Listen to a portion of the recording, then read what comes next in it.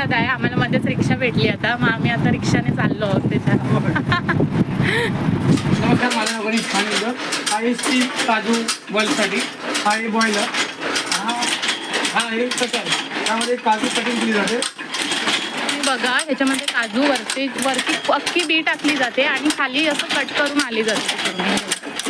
करून आलेल्या काजू आहेत ते इथे बिया 2 बिया होतात त्या फोडल्या जातात आणि त्याच्यातून असा हा गर काढला जातो. ही माझी आई आहे. ह्या आमच्या काकी आहेत आणि त्या सोलायला मदत करतात. हे बघा तुम्हाला ड्रायर दाखवते. बिया फोडल्यानंतर काजू काढल्यानंतर आता हे बघा 8 तास ह्याच्यामध्ये ड्राय व्हायला ठेवल्या जातात. आणि शकता हे बघा किती मस्त बिया ह्या करकरीत होतात एकदम, म्हणजे तुम्ही सोलू शकता आपोआप. ऑर्डरचे आहेत सर्व, या सोलून ठेवलेले आहेत. प्रत्येकाच्या ऑर्डरनुसार काजू सोलले जातात आणि पॅक केले जातात.